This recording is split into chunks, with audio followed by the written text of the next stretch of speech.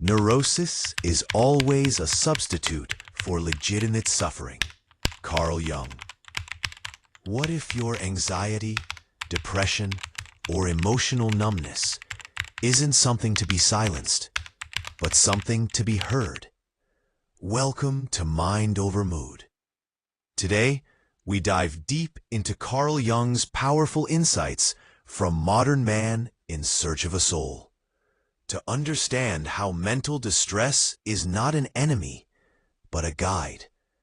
Carl Jung wrote during a time when psychology was still young, but his vision was far ahead. He observed a growing emptiness in modern people.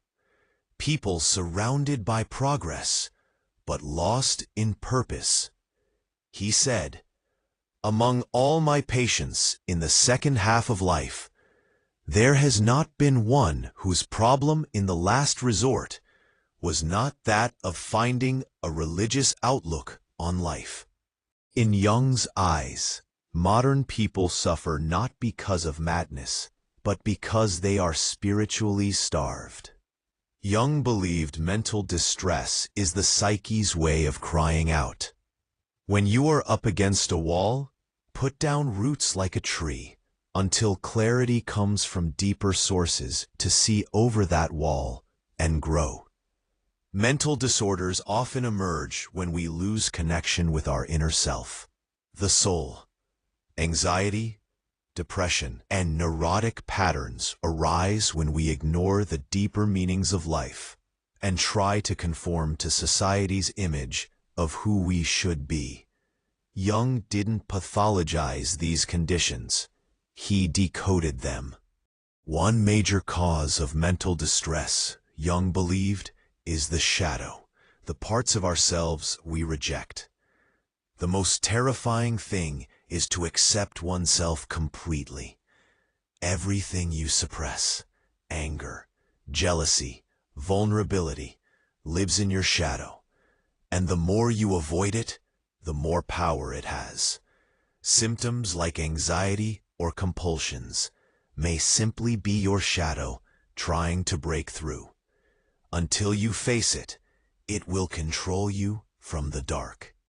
Jung said healing comes not from fixing yourself, but from becoming whole.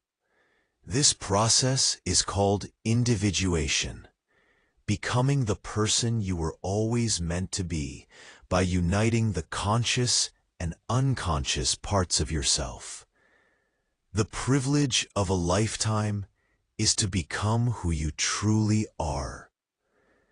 Individuation isn't easy. It often starts with pain. Mental distress is the beginning of this path. It's a breakdown that demands a breakthrough. Jung believed dreams are the voice of the unconscious. They offer symbols, images, and guidance.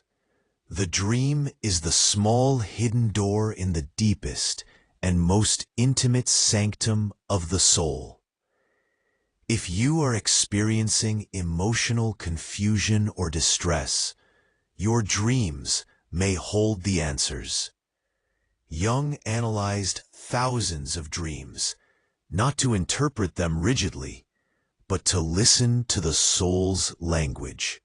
How to work with mental distress. Jungian tools. 1. Accept the suffering. Don't run. Jung said, neurosis is the suffering of a soul that has not discovered its meaning. 2. Face the shadow. Ask, what parts of me am I afraid to see?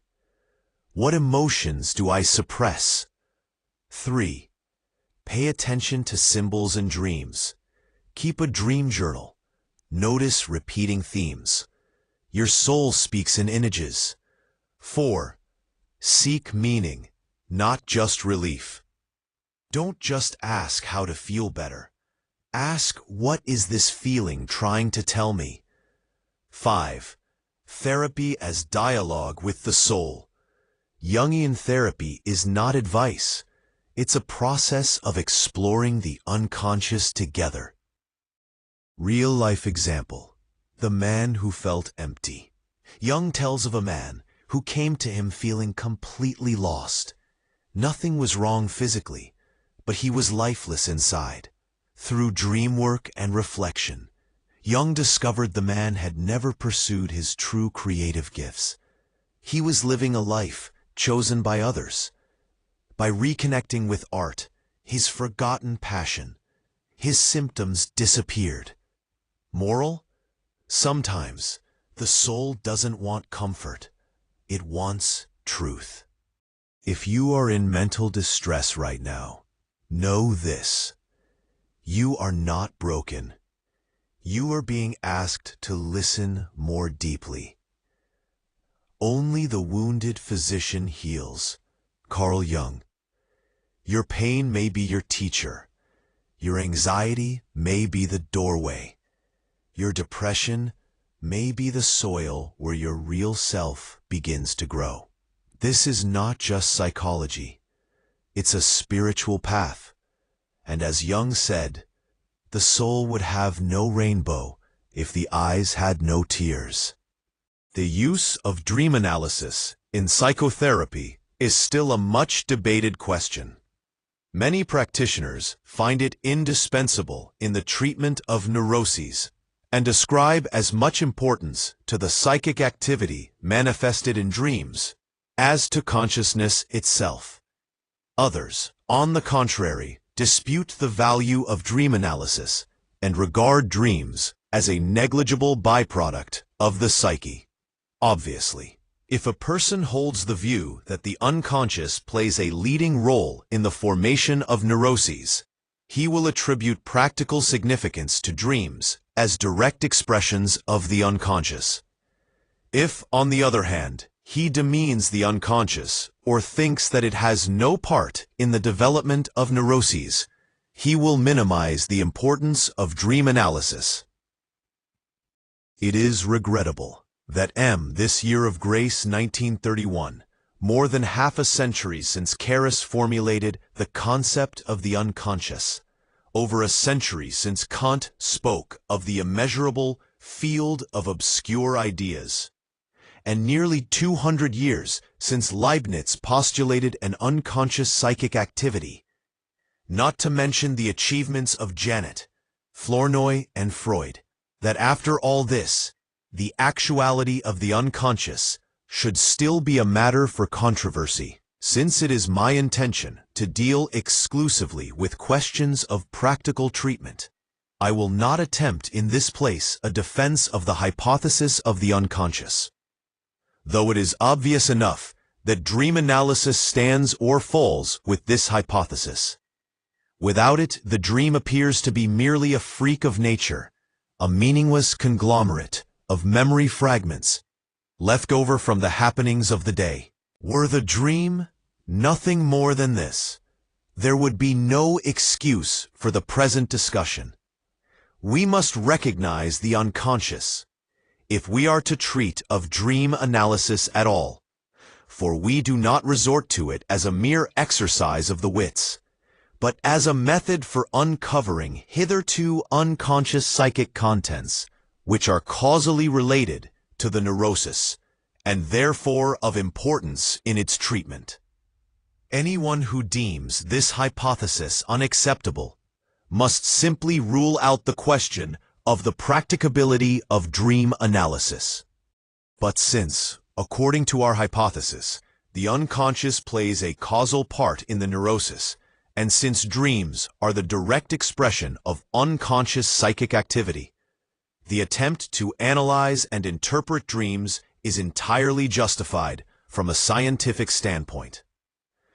Quite apart from therapeutic results, we may expect this line of endeavor to give us scientific insight into psychic causality. For the practitioner, however, scientific discoveries can at most be a gratifying byproduct of his efforts in the field of therapy. He will not feel called upon to apply dream analysis to his patients on the chance that it may throw light upon the problem of psychic causality. He may believe, of course, that the insight so gained is of therapeutic value, in which case he will regard dream analysis as one of his professional duties. It is well known that the Freudian school is of the opinion that important therapeutic effects are achieved by throwing light upon the unconscious causal factors, that is, by explaining them to the patient and thus making him conscious of the sources of his trouble. If we assume, for the time being, that this expectation is borne out by the facts, we can restrict ourselves to the questions whether or not dream analysis enables us to discover the unconscious causes of the neurosis, and whether it can do this unaided or must be used in conjunction with other methods. The Freudian answer, I may assume, is common knowledge. My own experience confirms this view, inasmuch as I have found that dreams not infrequently bring to light, in an unmistakable way, the unconscious contents that are causal factors in a neurosis. Most often, it is the initial dreams that do this.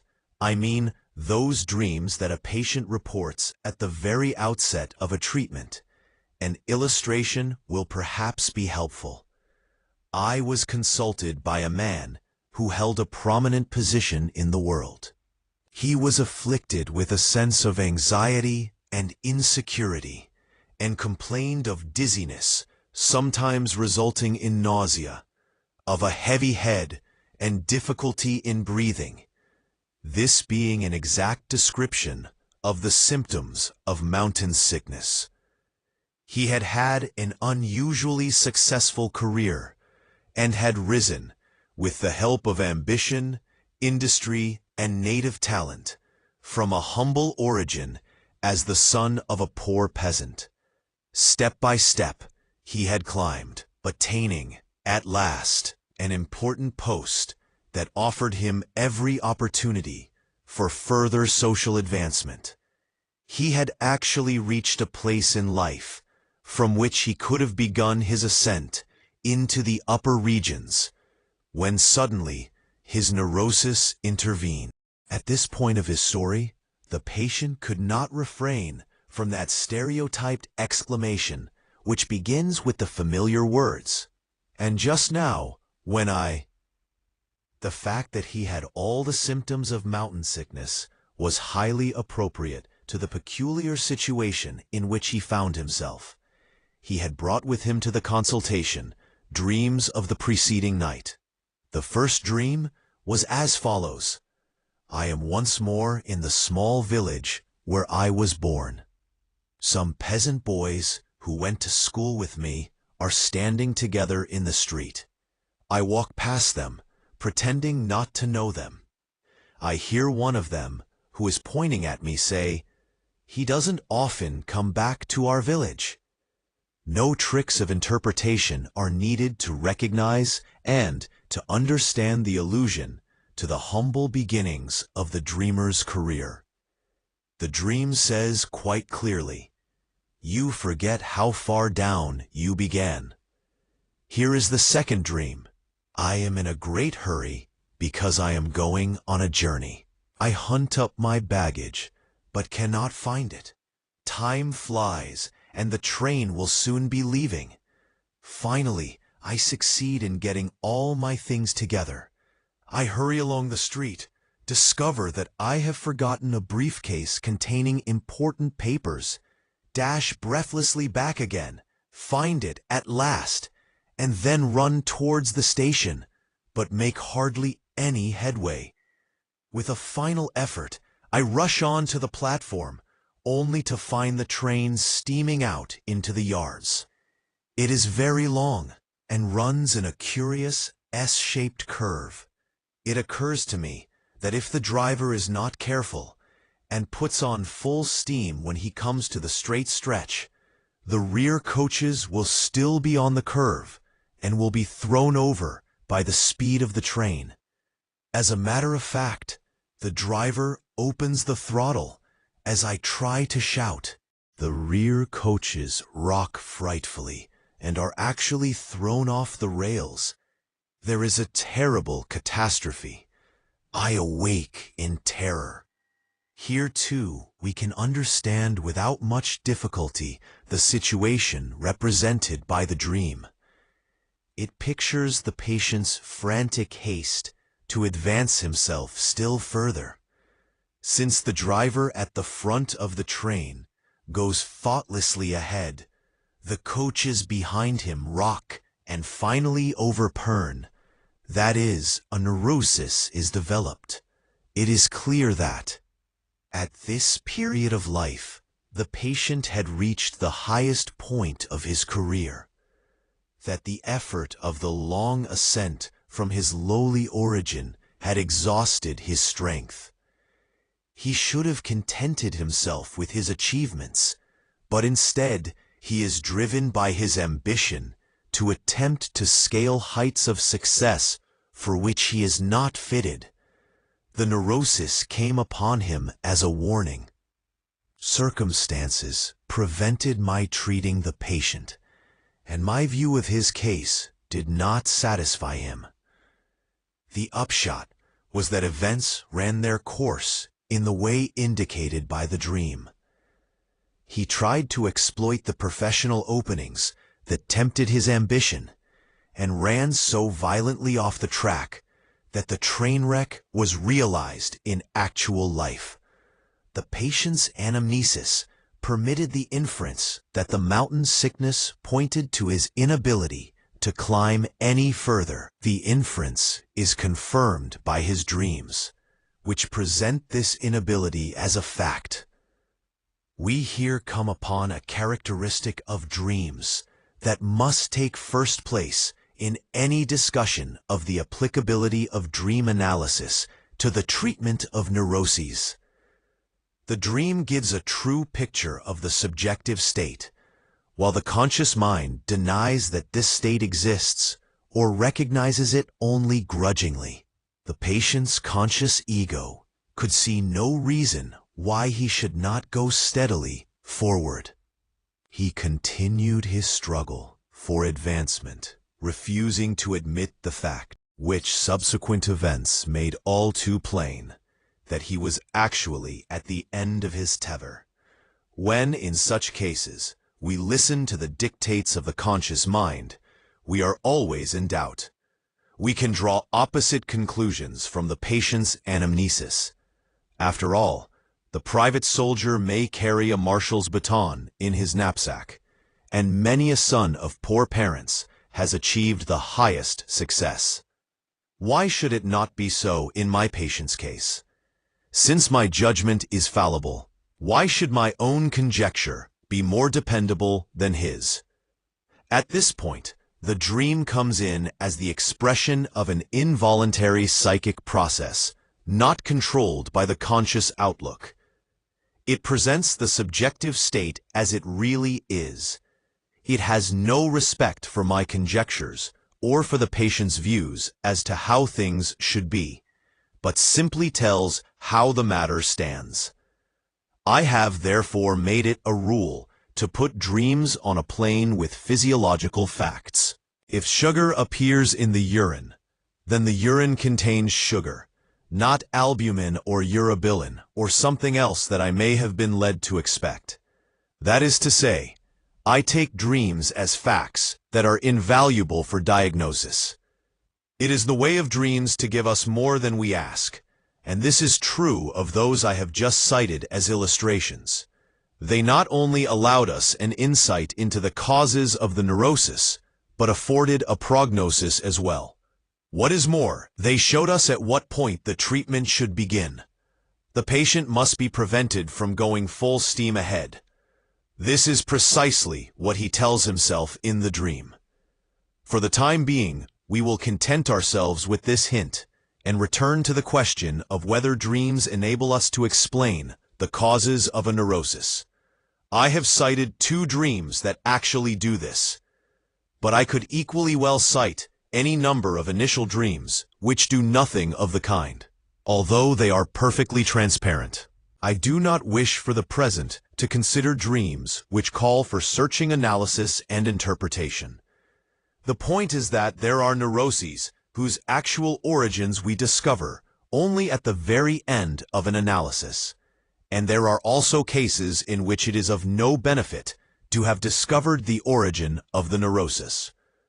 This brings me back to the Freudian view, mentioned above, that for the purposes of therapy, it is necessary for the patient to become conscious of the causal factors in his disturbance, a view that is little more than a survival of the old theory of trauma. I do not, of course, deny that many neuroses have a traumatic origin. I simply contest the notion that all neuroses are of this nature and arise without exception from some crucial experience of childhood. This view of the question results in a causalistic approach. The doctor must give his whole attention to the patient's past. He must always ask, why, and neglect the equally pertinent question, what for? This is frequently very harmful to the patient, for he is forced to search in his memory, perhaps over a course of years, for a hypothetical event in his childhood, while things of immediate importance are grossly neglected. A purely causalistic approach is too narrow to do justice to the true significance, either of the dream or of the neurosis. A person is biased who turns to dreams for the sole purpose of discovering the hidden cause of the neurosis, for he leaves aside the larger part of the dream's actual contribution. The dreams I have cited unmistakably present the etiological factors in the neurosis, but it is clear that they also offer a prognosis or anticipation of the future, and a suggestion as to the course of treatment as well. We must furthermore bear in mind that a great many dreams do not touch upon the causes of the neurosis, but treat of quite different matters, among others, the patient's attitude to the doctor. I should like to illustrate this by recounting 3 dreams of the same patient.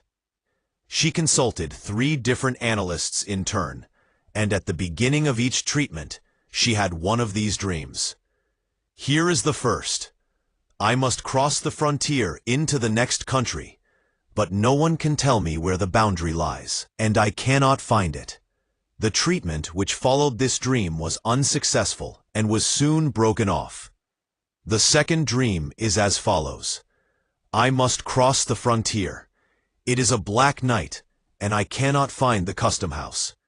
After a long search, I notice a small light far away and suppose that the frontier lies over there.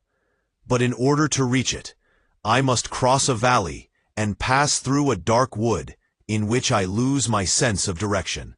Then I notice that someone is with me. This person suddenly clings to me like a madman, and I awake in terror. That treatment also was discontinued after a few weeks, the reason being that the patient was completely disoriented by the analyst's unconscious identification with her.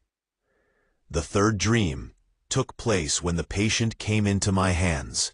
It runs, I must cross a frontier, or rather, I have already crossed it, and find myself in a Swiss custom house. I have only a handbag with me and believe that I have nothing to declare. But the customs official dives into my bag and, to my astonishment, pulls out 2 full-sized mattresses.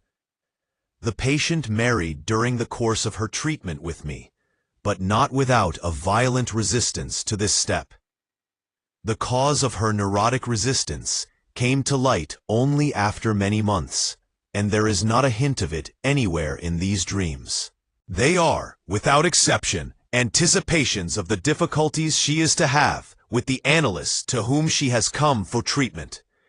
I could cite many other dreams to the same effect, but these may suffice to show that dreams can be anticipatory and, in that case, must lose their particular meaning if they are treated in a purely causalistic way. These 3 dreams give clear information about the analytical situation, and it is extremely important for the purposes of therapy that this be rightly understood. The first doctor understood the situation and sent the patient to the second. Here, she drew her own conclusions from her dream and decided to leave. My interpretation of her third dream disappointed her greatly, but she was distinctly encouraged to go on, in spite of all difficulties, by the fact that it reported the frontier already crossed.